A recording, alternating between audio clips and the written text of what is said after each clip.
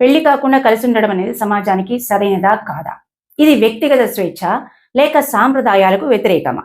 ఈ ప్రశ్న పైన ఇటీవల అలహాబాద్ హైకోర్టు చేసినటువంటి వ్యాఖ్యలు దేశవ్యాప్తంగా చర్చకు దారితీశాయి. మన భారతీయ సమాజము ప్రత్యేకంగా మిడిల్ క్లాస్ ఫ్యామిలీస్ సాంప్రదాయాలకు, విలువలకు, కుటుంబ బంధాలపై ఆధారపడి ఉంటాయి అని చెప్పింది. ఈ నేపథ్యంలో లివింగ్ రిలేషన్షిప్ అనే కాన్సెప్ట్ చాలా మంది యాక్సెప్ట్ చేయరు అంటూ వ్యాఖ్యానించింది. ఇక్కడ 2 కోణాలు ఉన్నాయి. మొదటిది, ఇద్దరు పెద్దవాళ్ళు తమ ఇష్టంతో కలిసి ఉండాలని నిర్ణయించుకోవడం వారి హక్కది. ఇది మన రాజ్యాంగం కల్పించిన స్వేచ్ఛ, అంటే ఇండివిడ్యువల్ ఫ్రీడమ్, వ్యక్తిగత స్వేచ్ఛ అంటారు. మరోవైపు సమాజము, సాంప్రదాయాలు. ఈ లివింగ్ రిలేషన్షిప్ లో పెళ్లి ఉండదు, సాంప్రదాయాలు ఉండవు, కుటుంబ అనుమతి అవసరం లేదు. అందుకే మిడిల్ క్లాస్ ఫ్యామిలీస్ దీన్ని యాక్సెప్ట్ చేయవు జనరల్గా.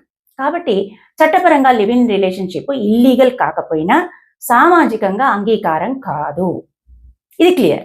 ఇక్కడ మనం అర్థం చేసుకోవాల్సింది లీగల్ వేరు, సోషల్ యాక్సెప్టెన్స్ వేరు.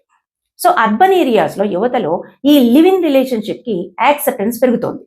కానీ మన భారతీయ సమాజంలో ఫ్యామిలీ ఆనర్ ముఖ్యం, సొసైటీ సాంప్రదాయాలు ముఖ్యం. ఇక్కడ అసలు కాన్ఫ్లిక్ట్ ఏంటంటే individual choice versus social values.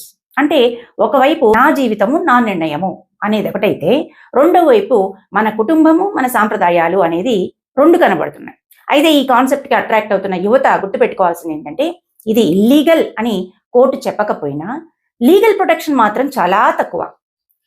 మీ హక్కులని మీరు క్లియర్గా కాపాడుకునే పరిస్థితి ఇక్కడ ఉండదు.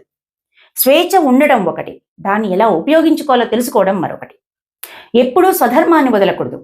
ఈ లివింగ్ రిలేషన్షిప్ అనేది మన ధర్మం కాదు, పరధర్మం. మనది కాని దానిని అనుసరించడం అనర్థాలకు మూలం అనేది అందరూ గుర్తుపెట్టుకోవాలి. కాబట్టి మన సాంప్రదాయాలను గౌరవించాలి. అదే సమయంలో వ్యక్తిగత స్వేచ్ఛను కూడా అర్థం చేసుకోవాలి. ఎందుకంటే మీ నిర్ణయము మీ జీవితాన్ని మాత్రమే కాదు, చుట్టూ ఉన్న సమాజాన్ని కూడా ప్రభావితం చేస్తుంది.